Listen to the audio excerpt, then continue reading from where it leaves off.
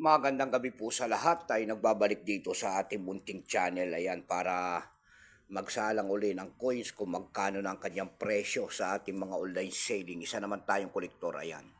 Magandang gabi po sa lahat ng ating mga tagapagsubaybay dito sa ating munting channel. Lalo-lalo na po ang aking mga subscriber. Thank you so much sa inyong lahat. Mabuhay po kayo and God bless. Maraming salamat din po sa nanonood doon sa ating FB page. Ayan. Lahat po na nakapalo sa aking FB page ay thank you so much din po sa inyong lahat. Mabuhay po kayo. Salamat po sa suporta dyan sa ating FB page. Ayan. Yun naman po hindi po nakapag-subscribe dito sa ating munting channel. Anyayahan ko lang sana kahit malaking tulong na po ubagay ang inyong magagawa tulad ng pagpindot ng ating subscribe button, like and share. Para ma-update ko naman kayo sa mga bago ko pang gagawin mga video po. Ang pag-uusapan natin ngayong barya po, ito po ay nakapaloob po sa BSP series. Ayan. Ayan. Ayan. Error coins po. Ayan. Yan sa mga ganyang mga gilid po. Ayan. Tignan nyo po. Wala na po siyang mga nakalagay na mga ganyan yung mga guhit-guhit po. Ayan. Nabura po. Ang hinahanap dito sa year 1998 na ito yung may mint mark po. Yun nandyan. Ayan. Ito po, papakita natin yung kanyang mint mark. Ayan, yung kanyang mint mark. Ayan.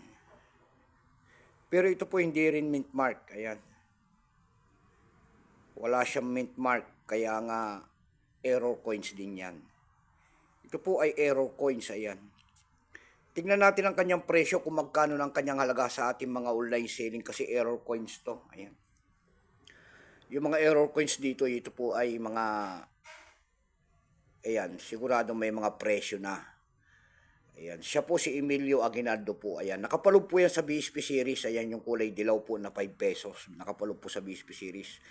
Tingnan natin ang kanyang halaga kung magkano ang kanyang presyo sa ating mga online selling. Pero bago yan, ayan, kilalanin mo muna natin siya. Issue po nito ay Philippines po, Period Republic, 1946 up to date po. Type nito Standard Circulation Coins years, 1995 hanggang 2017. Ang hinahanap din natin dito yung po ay year 2006. Ayan.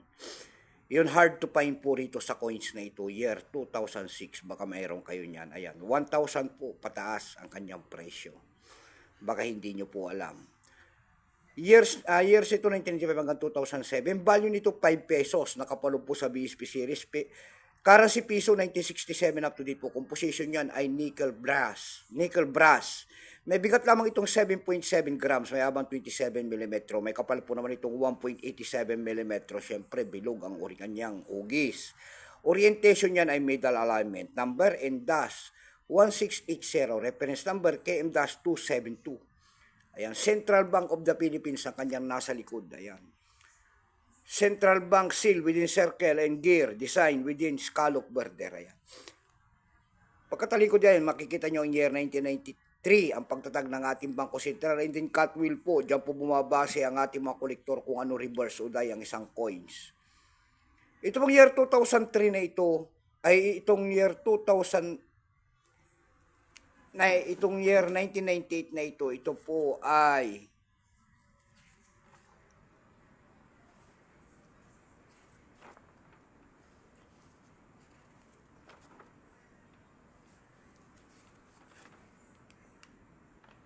ito po ay 24%. Ayan. Kung tawagin po yan ay reverse die 1. 24% lamang ito kung tawagin ito ay reverse die 1. Pero dalawang variety po ang inilabas dito. Yung may mint mark po ang may presyo na. Yan, yun nandyan po. Mint mark kung tawagin nila.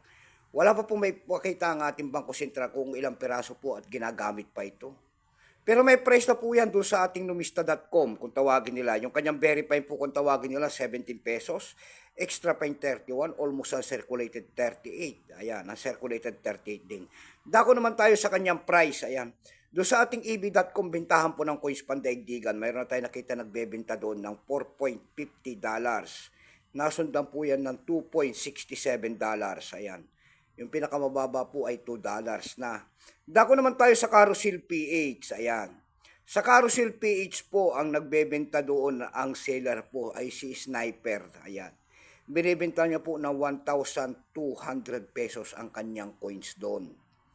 Pero itong atin, ito po ay error coins. Ayan.